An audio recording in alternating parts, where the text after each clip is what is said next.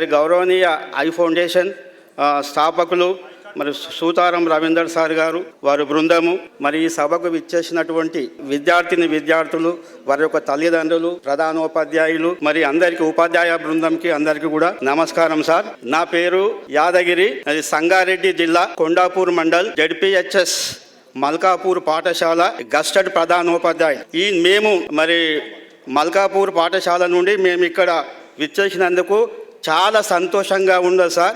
మాది మారుమూల ప్రాంతము పాఠశాల. అయితే మా పాఠశాల తెలంగాణ రాష్ట్రం లోపట్నే మరి ఫస్ట్ ర్యాంకు సాధించడం జరిగింది.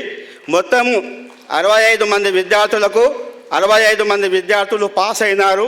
మొత్తం తెలంగాణ రాష్ట్రంలో 600 మార్కులకు గాను 594 మార్కులు సాధించి మన రాష్ట్ర ముఖ్యమంత్రి గౌరవనీయ యనమల రేవంత్ రెడ్డి సార్ గారి చేతుల మీదుగా మరి ₹1,00,000 చెక్కు కూడా తీసుకోవడం జరిగింది.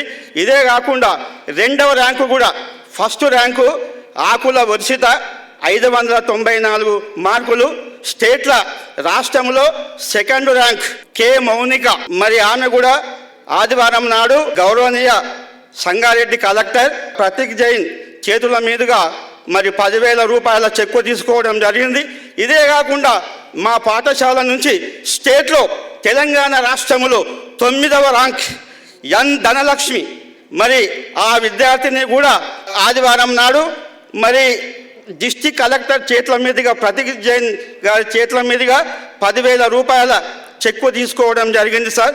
ఈ విజయానికి కారణం ముఖ్యంగా మా యొక్క ఉపాధ్యాయ బృందము.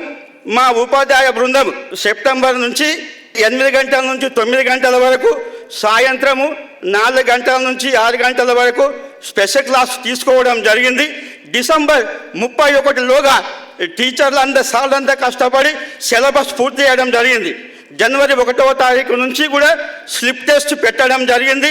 స్లిప్ టెస్ట్ వారే టీచర్సే మరి ప్రశ్నలు తయారు చేసి, క్వశ్చన్ బ్యాంకు తయారు చేసి మరి విద్యార్థులకు మరి టెస్టులు నిర్వహించడం జరిగింది. నేను కూడా ఎప్పటికప్పుడు కూడా వారాంతంలో శనివారం నాడు స్టాఫ్ మీటింగ్ ఏర్పాటు చేసి మరి టీచర్స్ నిర్వహించినటువంటి ఈ యొక్క స్లిప్ టెస్టును ఆడిట్ చేస్తూ వాటికి సలహాలు ఇచ్చేవాడిని. ఇదే కాకుండా ఉపాధ్యాయ సలహాలు కూడా మేము స్వీకరించి విద్యార్థులకు అమూల్యమైన మా ఉపాధ్యాయులు సలహాలు ఇచ్చేవారు. ఇదే కాకుండా విద్యార్థుల లోపల నేను ఉత్సాహాన్ని ప్రేరేపించడానికై ప్రార్థన లోపల నేను క్వశ్చన్లు అడిగేవాడిని. ప్రశ్నలకు జవాబు చెప్పిన వెంటనే విద్యార్థులు సమాధానం చెప్తే వారికి గిఫ్టులు నేను ఇచ్చేవాడిని. ఇదే కాకుండా మా పాఠశాల లోపల యాజ్ ఎ ప్రధానోపాధ్యాయునిగా నేను ప్రతి సబ్జెక్టు టీచర్ కూడా సన్మానం చేసేవాడిని.